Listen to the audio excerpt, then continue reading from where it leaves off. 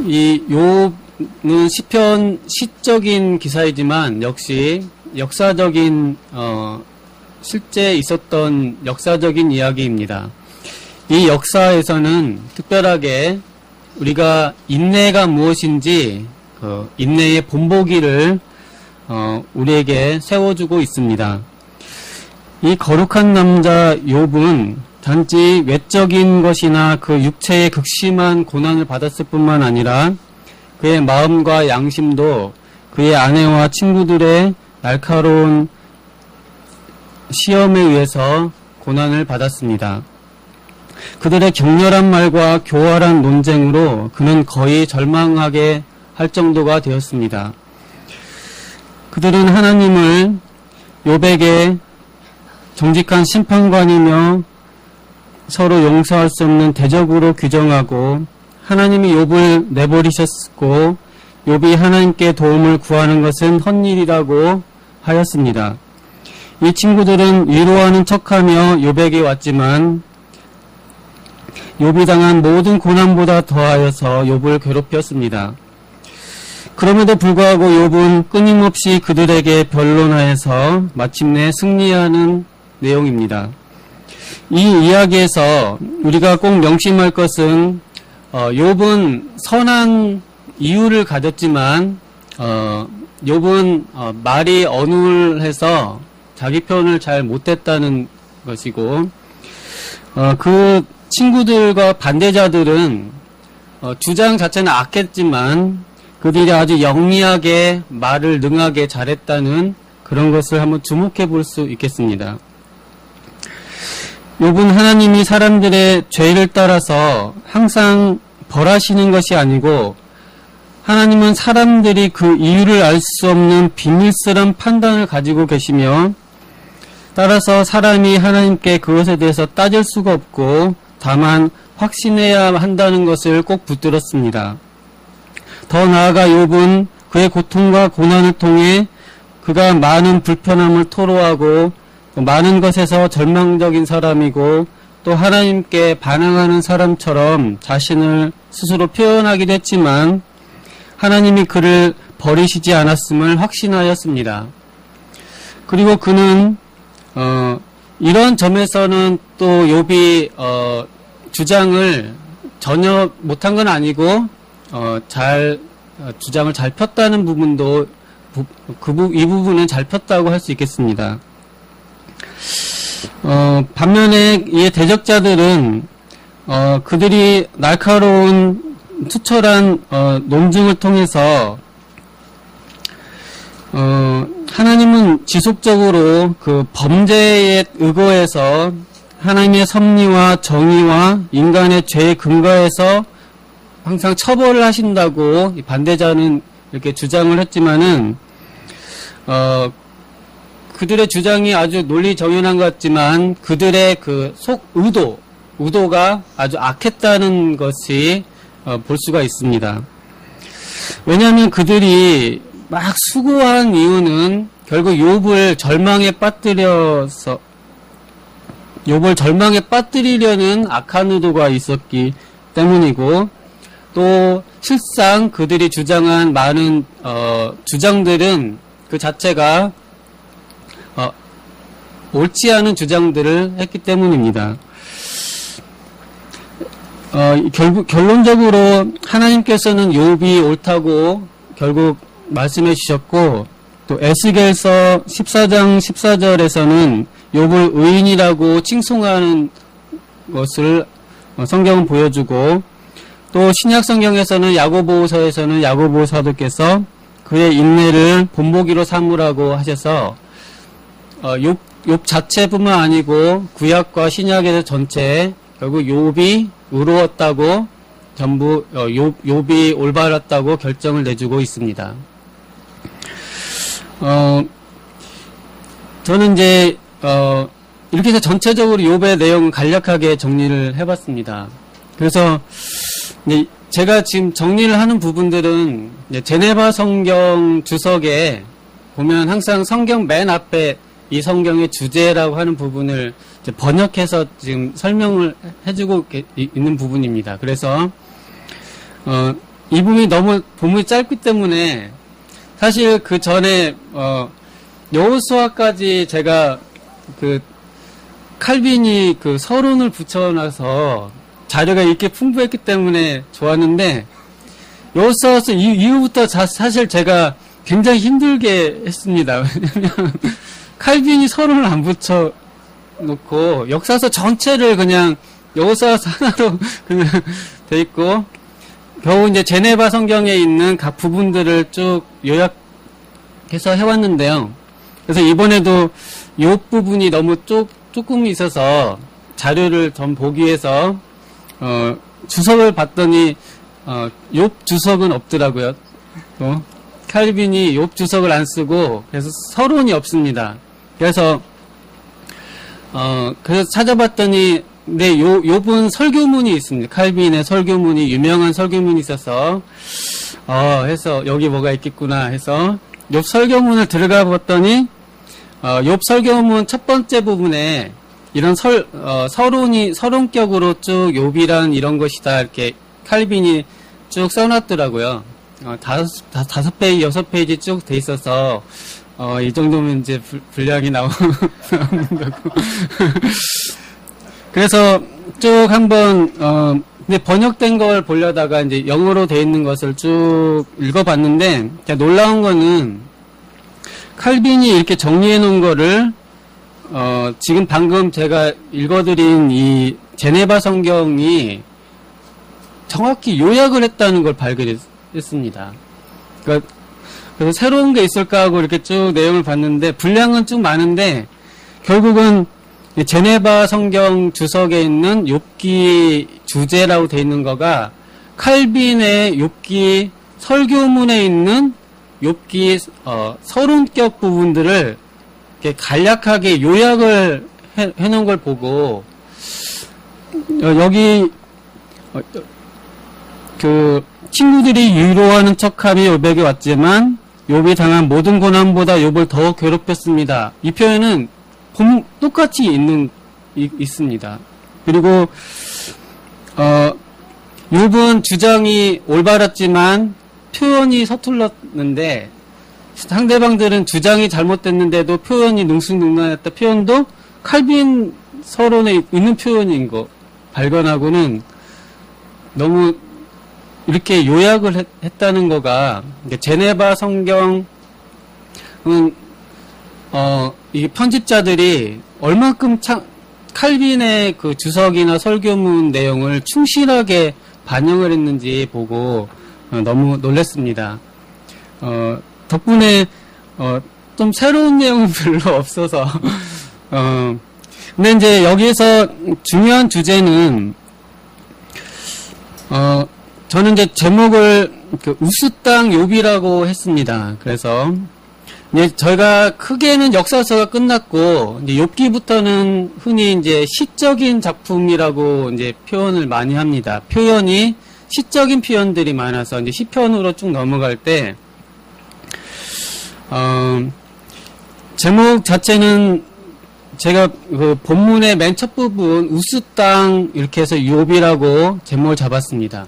근데 이제 저희가 서사하고 시하고 좀 차이점이 있다면 아무래도 역사는 사실을 잘 전개해 나가는 면이 있고 시는 내 안에 진실이 있는데 말로 어떻게 표현할 수 없는 그런 부분이 강하게 있는 것 같습니다. 시라는 거는 올바른 진리를 알고 있지만 이건 말로 어떻게 표현을 할 수가 없는 그런 감정의 어떤 그것들이 많이 시적인 걸로 표현된다. 그래서 뭐 설교 시간에 이렇게 말씀드리면 그렇지만 그거 참 좋은데 어떻게 말로 표현할 수 없다.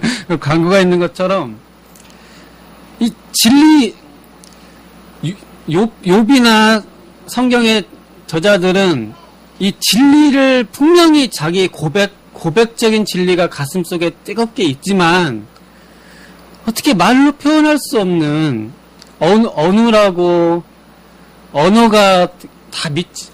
한계에 도달해 있는 어떤 그런 상황을 시로 표현할 수밖에 없는 그런 내용들을 이제 접하게 되고 그런 내용들을 보게 된다는 것입니다.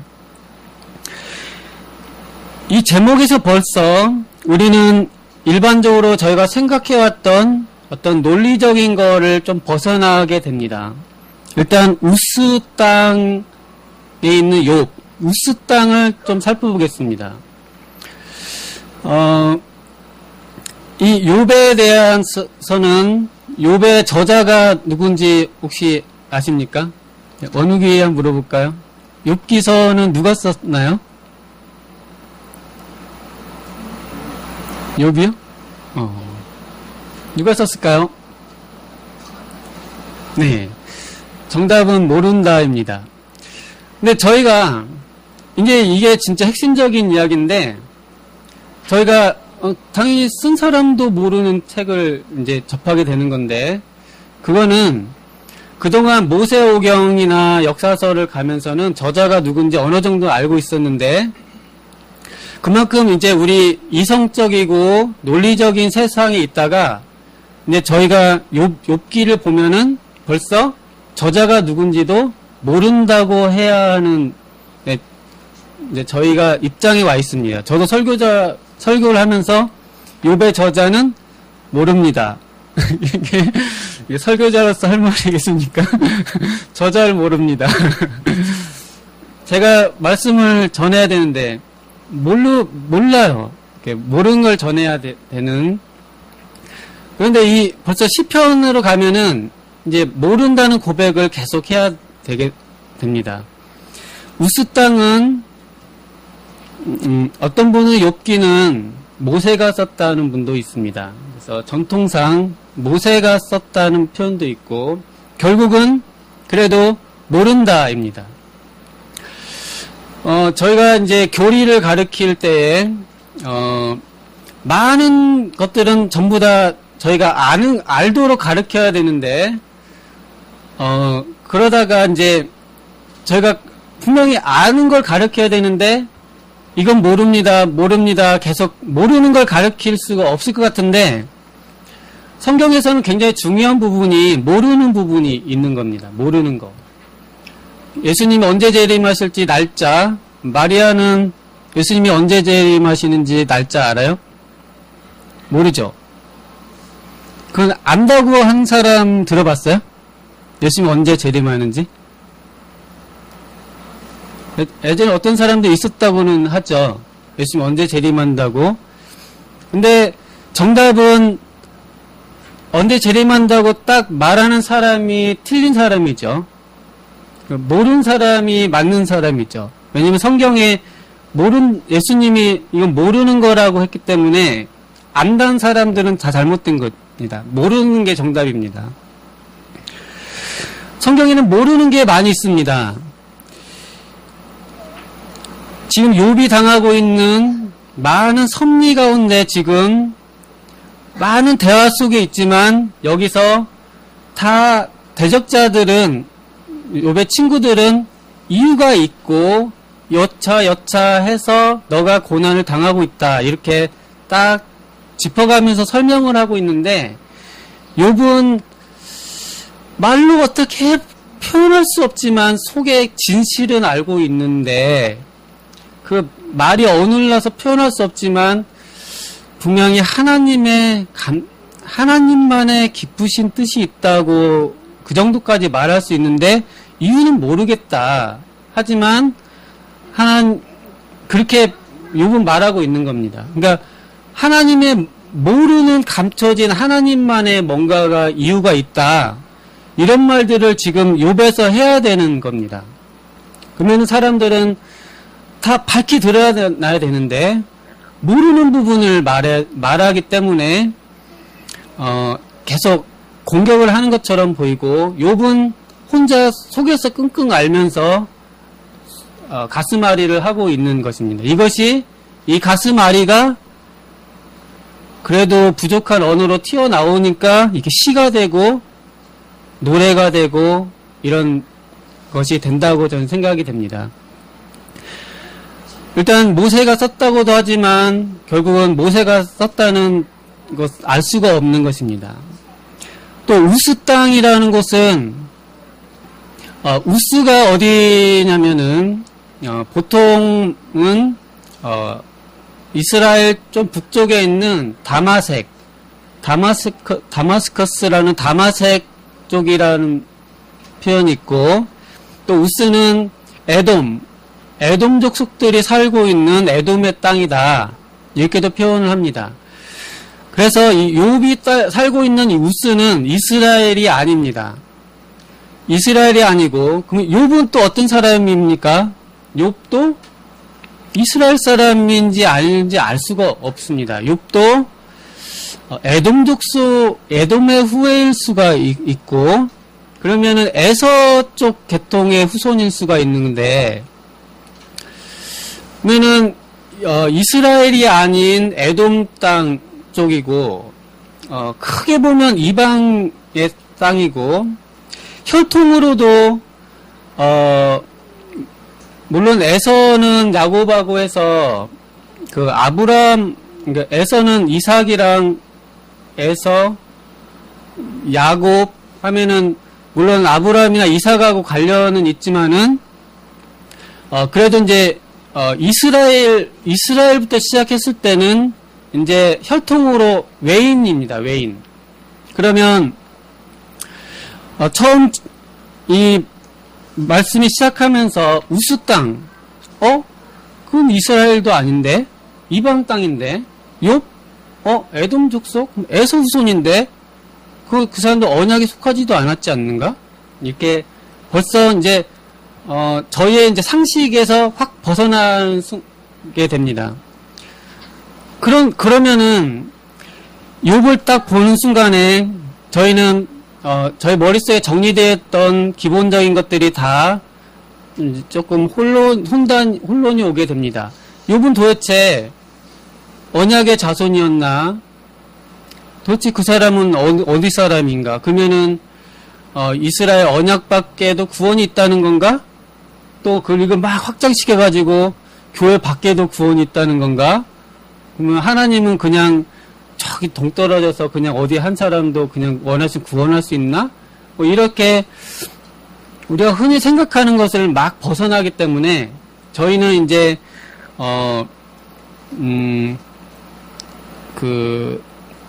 우리가 안정된 땅에서 다리를 건너서 갈 바도 알지 없는 공중에 붕 뜨는 그런 이제 오늘 설교에서는 또 잘 쓰지 않는 그런 표현들, 사람이 아니문이다. 저부터 태어나지도 않았습니다. 방금 전에 이제 강의도 한 제 친구 김영호 강사는 이런 흉내를 잘 내요. 아까도 예배도 오면서 여기 도착하면서 지금 이태원역 도착했습니다. 이렇게 문자가 왔더라고요. 그래서 그 개그 콘서트에서 그 캐릭터가 뭐죠? 멘붕 캐릭터죠. 멘탈 붕괴. 이제 정신이 이제 기본적으로 정신이 붕괴되는 멘탈 붕괴 상태가 이제 사람이 아닙니다. 처음부터 나가지도 않았습니다. 이렇게 하는 건데, 저도 약간 이 욥에서 우스 땅, 욥 그 말 하자마자 저의 기본적인 이스라엘 모세 오경 언약 이런 기본적인 사고 틀에서 어느 정도 약간의 멘탈 붕괴까지는 아니지만 약간 이게 뭐지? 하는 그런 상황에 처할 수가 있습니다. 칼빈 목사님은 이제 이 부분에서 욥을 이제 다른 예를 하나 들으면서 창세기에 멜기세덱에 대해서 이야기를 하고 있습니다. 멜기세덱은 시작도 없고 끝도 없이 갑자기 탁 등장했던 마치 예수님의 예표로서 보여진 멜기세덱이라는 인물이, 그 사람은 근원도 알 수 없고 끝도 알 수 없이 그냥 탁 나타나서 예루살렘의 의로운 제사장 왕으로 딱 등장을 하는데, 칼빈 목사님은 욥이 이야기를 하면서 멜기세덱처럼 생각을 해보자. 욥이 이방 사람 같고 알 수 없지만 갑자기 탁 드러났는데 어느 이스라엘 언약 안에 있는 백성 못지않게 가장 의롭고 순수하고 하나님 앞에 정직하게 산 인물로 갑자기 등장했다는 것입니다. 그래서 멜기세덱의 반차처럼 욥도 처음도 없고 끝도 없기 때문에 저희도 공중에 붕 뜨는 겁니다. 탁 공중에 매달린 것처럼 붕 뜨기 때문에 이제 이걸 어떻게 해야 될까? 근데 이게 결국은 앞으로 전개될 수 있는 이런 시적인 하나님의 말씀들 안에서 있는 우리가 알 수 없는 부분들, 또 처음도 끝도 없는 그런 부분들에 대한 대표적인 이유라는 것입니다. 그래서 욥이라는 사람은 너무 그리고 굳이 만약에 이걸 모세가 기록을 했다고 한다면 왜 모세가 모세오경을 쭉 쓰면서 갑자기 욥을 딱 기록했을까 하는 많은 이유 중에 모세가 이스라엘 백성을 교리로 교훈하면서 욥이라는 인물을 딱 들면서 이스라엘 경각심을 주기 위해서 그랬다고 설명이 있습니다. 즉 교회 안 다니는 저희 십자가지기 교회 성도들이 신앙생활 잘하고 이렇게 쭉 이야기하다가 갑자기 교회도 안 다니는 같은 그냥 어떤 길거리에 욥이라는 사람이 있는데 그 사람은 신앙이 너무 좋은 사람이라고 말하면서 우리 교회에 있는 사람들에게 경각심을 준다는 것입니다. 즉 저런 사람도 하나님이 신앙생활 열심히 하는데 택한 언약 안에 있는 우리 백성들은 더욱더 하나님을 굳게 붙들고 나가야 되지 않겠느냐. 뭘 봐라. 근본도 없고 출처도 없는 그 사람도 저렇게 어떻게 보면은 천지 사방의 원수와 적들로 사로잡혀서 혼자 그냥 신앙생활하는 저 사람도 주변에 아무 협력자도 없고 집안에 믿는 사람도 없고 누구도 혼자 그냥 믿어가지고 혼자 그냥 신앙생활 꿋꿋하게 하는 저 욥을 봐라. 근데 우리는 이렇게 하면서도 우리가 신앙을 잘 지켜야 되지 않겠느냐 해서 욥을 본보기로 삼았다는 그런 설명도 있습니다. 정말 욥처럼 이 땅에 신앙생활 한 사람이 욥밖에 없었다는 표현도 있습니다. 성경에 이 우스 땅 전체에 욥이 신앙 동지가 많이 있었던 게 아니고 욥 혼자 믿었습니다. 그리고 욥 이후에 누가 어떻게 됐는지 모릅니다. 그냥 혼자 외롭게 신앙생활 했는데 가장 순수하고 아름답게 신앙생활한 욥이라는 사람이 있었다는 것입니다.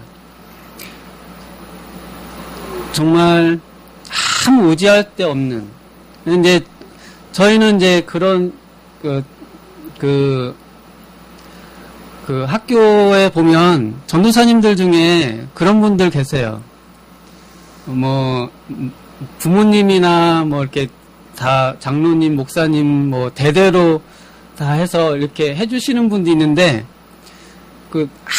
아무것도 없이 그냥 혼자 그냥 하늘에서 뚝 떨어져가지고 혼자 그냥 어느 날 뚝 떨어져서 그냥 혼자 예수님 믿고 예수님 믿는다고 다 부모님한테 쫓겨나가지고 수업료도 못 내고 밥 철저히 굶고 그렇게 그냥 혼자 그냥 외롭게 진짜 엄마도 기도 안 해주고 다른 전도사님들은 그래도 엄마가 기도해 준다는데 이 전도사님 이분은 엄마도 안 믿어요. 그냥 혼자 그냥 하나님이 딱 불러가지고 너무 외롭게 신앙생활을 하는 이런 욥이 근데 그가 순전하게 정말 아름다운 한 송이 꽃처럼 피어서 신앙생활을 한다. 그러니 우리 성도들이 이 욥을 보고 본을 받아야 되지 않겠느냐. 우리는 정말 더 열심히 신앙생활을 하지 않겠느냐. 이런 본보기로 또 욥을 세웠다는 그 설명도 있습니다. 그래서 저희가 결국 욥이라는 사람을 통해서는 한 가지 이 욥이 많은 고난을 받았고 뭐 여러 가지 있지만 욥이 지금 계속 주장하고 있는 것은 알 수 없지만 하나님의 뭔가 설명할 수 없는 뜻이 있다고 자꾸 지금 말을 하고 있습니다. 친구들은 너 죄 졌잖아. 네가 죄를 졌기 때문에 너 지금 이렇게 다 이렇게 된 거 아니냐고 계속 말을 하고, 또 사단도 하나님이 축복해 주셨으니까 욥이 믿은 거 아니냐, 그런 식으로 말을 하는 것입니다. 즉 뭔가 이유가 있어서 욥이 신앙생활을 잘 하는 것이었고, 또 이유가 있으니까 분명히 벌을 받은 것이고, 분명히 이유가 있다면은 하나님은 의인을 상 주시고 죄인을 벌하시기 때문에 욥이 분명히 남모르는 죄를 지었을 것이다. 그러니까 네 죄를 져서 이 꼴 당했기 때문에 지금이라도 회개해라. 친구들이 자꾸 말하는 겁니다. 욥은 그렇게 설명을 하지 않고, 욥의 설명은 이렇습니다. 내가 은혜를 받은 것도 원래 내 공로가 아니었고, 저도 원래 모태 중에서부터 죄인으로 태어났는데, 내가 죄가 있고 잘한 일이 있어서 하나님께 축복받은 게 아니고, 알 수 없지만 하나님이 나를 그냥 어떻게 사랑해 주셔서 내가 이렇게 복을 받았었던 겁니다. 그리고 지금 갑자기 내가 이렇게 어려운 일 당하고 있지만 이것도 내가 죄가 있어서 그런 게 아닙니다.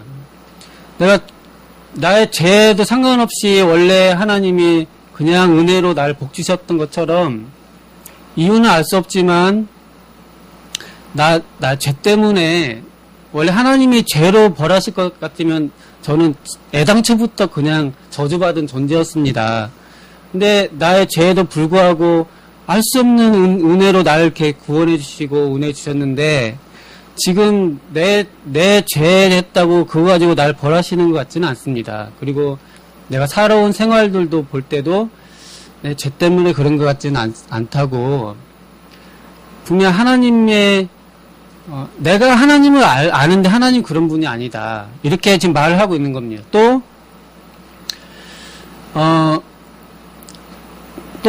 이 죄를, 또 이제 욥은 설령 하나님이 사랑하는 사람도, 사랑받는 사람도 고난을 당할 수 있다고 생각했습니다. 욥은 내가 하나님께 사랑받는 존재라고 해도 주신 분도 하나님이고 가져가신 분도 하나님이기 때문에 그럴 수 있다고 보고, 또 내가 하나님 앞에 정직한 영으로 선하게 하나님께 사랑, 은총을 내가 잃어버리지 않았어도 하나님은 알 수 없는 뜻이 있으셔서 고난을 주실 수 있다고 생각을 하고 있습니다. 그래서 그냥 적당한 정도 고난이 아니고, 우리가 흔히 생각하는 정말 참혹할 정도로 고난도 하나님이 사랑하는 자에게 허락하실 수 있다. 욥은 그렇게 보고 있습니다. 그러니까 내가 축복받은 것도 원래 죄 때문에 죄에도 불구하고 축복받았고, 또 내가 하나님의 은총에서 끊어지지 않은 여전히 하나님의 사랑받는 자녀여도 하나님은 하나님의 뜻이 있으셔서 정말 험한, 정말 재산도 다 잃어버리고 몸도 병들고, 그뿐만 아니고 이 정신도 지금 멘붕 상태 비슷하게 욥이 지금 굉장히 지금 정신이 좀 약간 이상하게 될 정도까지 됐습니다. 그래서 이런 이런 극심한 괴로움을 당하고 있습니다. 욥이 정신을 바짝 차리고 있지만 그가 지금 욥이 지금 이 정신적으로 얼마큼 괴롭냐면은 아내며 친구들이 와서 위로하는 척하고 와가지고 그 속에서 계속 긁어대기 때문에 지금 보통 사람은 지금 그 정신줄 놔볼 정도 그 정도 지금 상황에 있는 상태인데 욥은 그래도 그 속에서 깊이 있는 고백은 뭐냐면 내가 하나님께 버림받지 않고 하나님이 날 정말 그 언약과 은혜 안에서 날 사랑하시지만 그래도 나를 이런 상황 속에 두실 수 있다고 그렇게 고백을 하는 것입니다. 근데 이렇게 변론을 계속 해도 그걸 좀 설명하기가 어려운 면이 있습니다. 그래도 이게 이제 저희 성경과 이제 개혁신학에서 좀 일관된 주제라고 할 수 있는데요. 제가 요즘 이제 그 담임 목사님이 잘 말씀해 주셔서 지금 그 존 녹스의 예정론 부분을 좀 번역을 조금 하고 있습니다. 거기서도 계속 반대편 하는 사람들이 계속 이제 이야기를 하는 거가 뭐냐면 하나님이 선택을 했으면 죄를 안 짓는다는 것이고 죄를 졌으면 선택을 안 하신 것이다. 아주 단순한 논리들 그렇게 말합니다. 그러니까 근데 이제 녹스는 뭐라고 말하냐면 선택을 했지만 잠시 타락을 할 수 있지만 하나님이 최종적으로는 버리지 않으셨다. 그런 이야기들 합니다. 그리고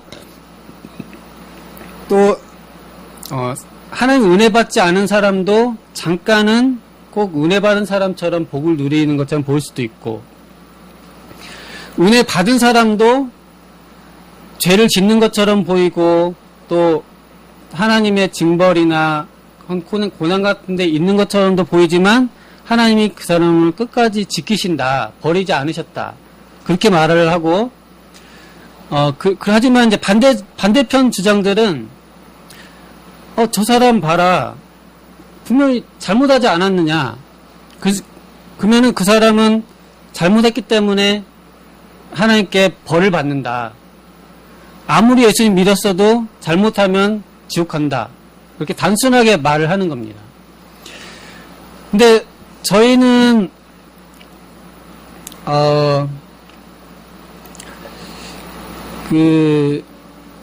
하나님의 심판은 분명히 정확하지만 하나님의 의로운 자비로우심은 설명하기 좀 어려운 게 있습니다. 원욱이한테는 한번 물어볼까요? 원욱이 너 죄가 있어요. 그쵸? 그리고 이제 마리아도 죄가 있어요. 그쵸? 그러면은 원리대로 하면은 죄에 대해서는 심판을 하셔야 되죠. 근데 원욱이 죄는 하나님이 그냥 없는 것으로 죄를 안 물어보세요. 근데 그것은 이유가 있을까요? 이유가 없겠죠. 그러니까 원욱이가 죄가 있는 것을 하나님이 심판하시면은 그건 설명이 돼요. 근데 원욱이도 죄가 있고 다 죄가 있는데 꼭 원욱이 죄는 안 물어보세요. 그냥 간과를 하신단 말이에요. 그러면은 그거는 이유가 뭘까요? 원욱이가 뭘 잘했어요? 아니면 죄를 안 졌어요? 그쵸? 뭐 잘한 것도 아니고 죄 안 진 것도 아닌데 그 죄를 안 물어보시는 거예요. 그 설명할 수가 없는 거죠.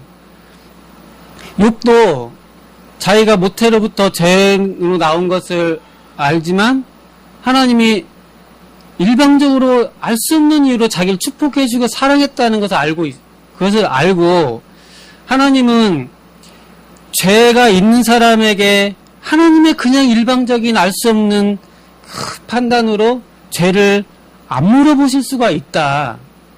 그리고 또 죄가 없어도 그리고 이제 원욱이는 이제 그래서 하나님께 은총을 받았어요.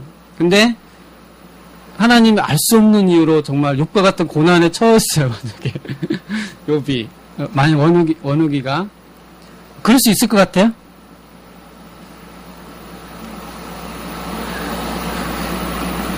그러면 안 되겠지만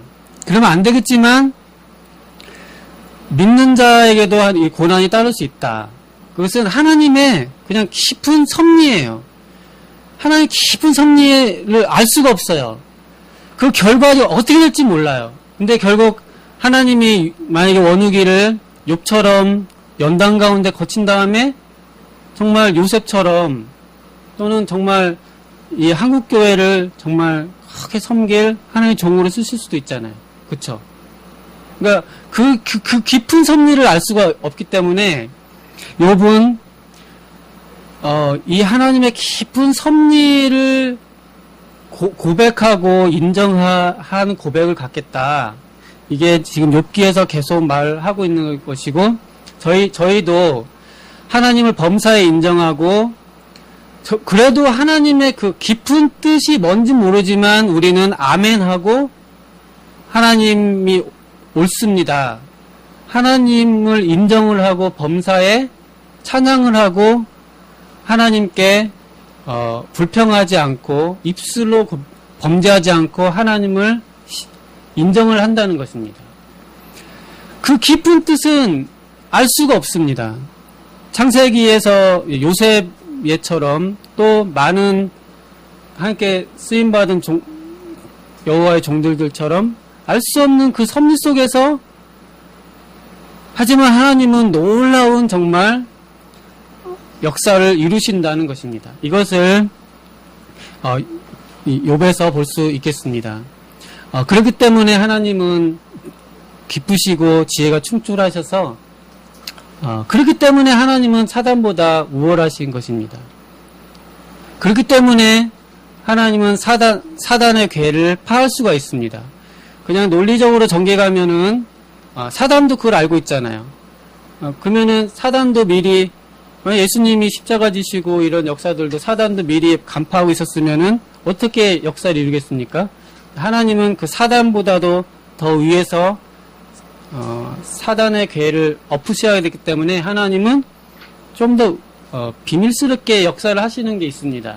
그래야 이 온 세상이 굴러가는 특히 마귀 같은 적대 세력들이 있다고 볼 때는 우리가 나라에 국정원이 있듯이 이게 만약에 스파이 전략 게임으로 볼 때도 사단이 가만히 있지 않겠습니까? 근데 그걸 한번 뒤엎으려면 그 훨씬 더 고단수의 섭리가 있어야 되기 때문에 우리는 다 알 수 없지만 또 하나님을 인정해야 된다. 그렇게 볼 수 있겠습니다. 결국 에스겔은 욥을 의인이라고 칭송했고 야고보는 그의 인내를 본보기로 삼았습니다. 저희가 살다 보면 속에서 정말 하나님 나를 사랑해 주시는 거 알지만 상황은 설명이 안 돼요. 그래서 속에서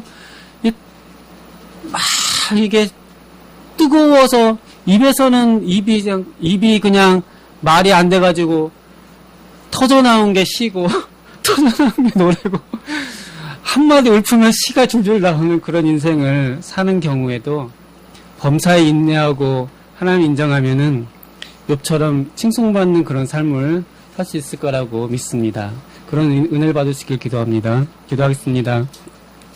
감사하신 하나님 아버지, 저희가 성경에 또 이 욥과 같은 이제 시적인 세계로 들어옵니다.